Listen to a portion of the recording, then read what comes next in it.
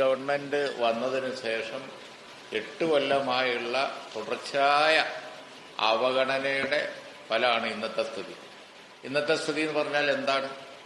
ഇപ്പൊ ഈ പറഞ്ഞതുപോലെ ഒരു ക്ലാസ്സിൽ 60-65, അതിനിപ്പോൾ മാർജിനൽ ഇംഗ്ലീഷ് കൊടുത്ത +70 ആവാൻ പോവാണ്. എന്നിട്ടാണ് ഗവൺമെന്റിന് ബോധ്യം വരാത്തത്. ഈ സീറ്റ് ബാക്കിയാണെങ്കിൽ എല്ലാ സ്കൂളിലും 65-70 കുട്ടികളെ ഇരുത്തി ക്ലാസ് പഠിപ്പിക്കേണ്ട വല്ല കാര്യമുണ്ടോ? ഈ വിദ്യാഭ്യാസ മാനദണ്ഡങ്ങൾ ഗൈഡ് ലൈൻ അത് ഇതൊക്കെ വെച്ച് നോക്കുകയാണെന്ന് ഇങ്ങനെ ചെയ്യാൻ പാടില്ല.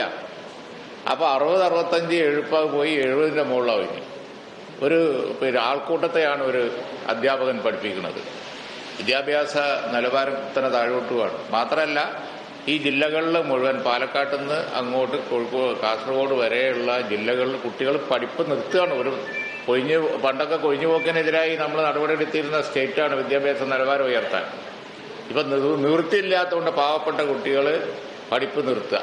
അഡ്മിഷൻ കിട്ടണ്ടേ? ഇല്ലെങ്കിൽ എവിടെയും ചേരാതെ വീട്ടിലിരുന്ന് പഠിച്ച് പരീക്ഷ പാസ്സാവും. ഇതാണ് സ്ഥിതി. ഗവൺമെന്റിന് യാതൊരു അനക്കവുമില്ല. ഇത് വല്ലാത്ത നിഷേധ സമീപനാണ്. കേരളത്തിന്റെ പകുതി ഭാഗത്തെ തീർത്തും ഈ ഗവൺമെന്റ് അവഗണിക്കുകയാണ്. ഈ വല്ലാത്തൊരു അവഗണന എന്ന് പറഞ്ഞു കഴിഞ്ഞാൽ ഈ മന്ത്രി മറുപടി പറയുമ്പോൾ ഇത്രയും കുട്ടികൾ ഒരു ക്ലാസ്സിലിരുന്ന് പഠിക്കുന്നുണ്ടെന്ന് അറിഞ്ഞുകൊണ്ടാണ് സീറ്റ് ബാക്കിയാണെന്ന് പറയുന്നത്.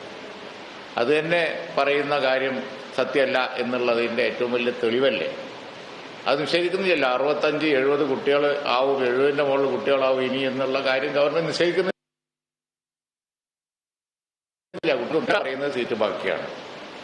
അപ്പൊ അതുകൊണ്ട് വല്ലാത്ത അവഗണനയാണ് ഗവൺമെന്റ്. മാർജിനൽ ഇൻക്രീസ് കൊടുക്കുക എന്നാണ് ഇപ്പൊ പറയുന്നത്. അതുകൊണ്ട് ഈ പ്രശ്നം പരിഹരിക്കാനേ പോകുന്നില്ല. ഗവൺമെന്റ് ഏറ്റവും പ്രധാനപ്പെട്ട ഒരു വിഷയം എന്നുള്ളതിൽ അല്പം ഫണ്ട് ഇതിന് മാറ്റിവെച്ച് ഗവൺമെന്റ് സ്കൂളിലും അതുപോലെ തന്നെ മറ്റു സ്കൂളിലും ഒക്കെ ആയി ഈ പ്രശ്നം പരിഹരിക്കാൻ അവരുടെ പ്രയോറിറ്റിയിൽ ഇത് വരാതെ ഈ പ്രശ്നം പരിഹരിക്കാൻ പോകില്ല.